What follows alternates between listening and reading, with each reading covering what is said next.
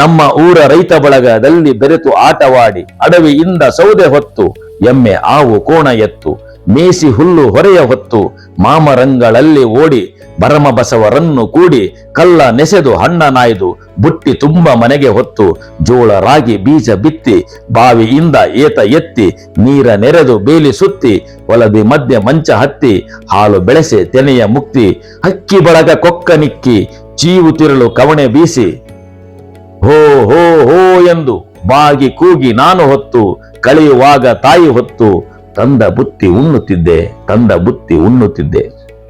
ರಾತ್ರಿ ವೇಳೆ ಕೇಳೋ ಗೆಳೆಯ ಕಣ್ಣು ಕಡಿವ ಕತ್ತಲಲ್ಲಿ ಮೈಯ ನಿಡಿವ ಮೌನದಲ್ಲಿ ಹೊಲದ ಕಾವಲಿಂಗೆ ನಾನು ತಂದೆ ಕೂಡ ಹೋಗುತ್ತಿದ್ದೆ. ಆಹಾ, ಏನು ಚೆಲುವು ಏನು ಗೆಲುವು ರಾತ್ರಿ ವೇಳೆ ಬಯಲಬಾಳು ತಿಳಿಯ ನೀಲಿ ಗಗನದಲ್ಲಿ ಚುಕ್ಕೆ ಬಳಗ ಪರಸೆ ಮಂದ ಗಾಳಿ ಗಂಧ ಹೊತ್ತು ಬೆಳೆಯ ಮೇಲೆ ಬೀಸಿ ಬರಲು ತೀಡುವ ತೆನೆಯ ಸುಯಿಲುನಾದ ನನ್ನ ದನಿಯ ಕೂಡುತ್ತಿತ್ತು. ಕತ್ತಲಲ್ಲಿ ಕೈಯ ಬೆಳಕು ಕಾವ ದೇವನಾಗೆ ಇತ್ತು.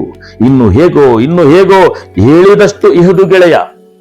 ಅಂತೂ ಎದೆಯ ಉತ್ತ ಬೆಳೆದೆ ನನ್ನ ಜೀವ ಪಾಕಿಗಾಗಿ ನನ್ನ ತಾಯಿ ಸೊರಗುತ್ತಿಹಳು.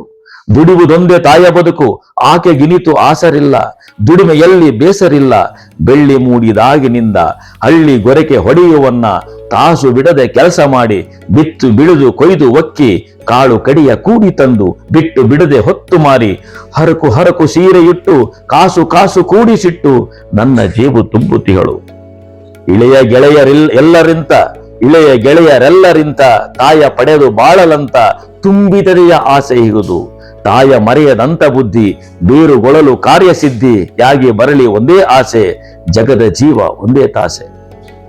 ಸಂಜೆ ಸಾರಿತು ಗೆಳೆಯ ನೋಡಿ ಯಾಯಿತು ಬೆಳೆಯ, ಸಾಗೋಣ ಮನೆಗಿನ್ನು ದಾರಿ ಬಳಸಿ. ಸಂಜೆ ಸಾರಿತು ಗೆಳೆಯ ನೋಡಿ ಯಾಯಿತು ಬೆಳೆಯ, ಸಾಗೋಣ ಮನೆಗಿನ್ನು ದಾರಿ ಬಳಸಿ. ರೈತ ಬಳಗದ ನಡುವೆ ಕಾಲ ಕಳೆಯುವ ಮತ್ತೆ ಹದನಾದ ಸವಿಮಾತ ಮಳೆಯ ಸುರಿಸಿ. ನಮಸ್ಕಾರ.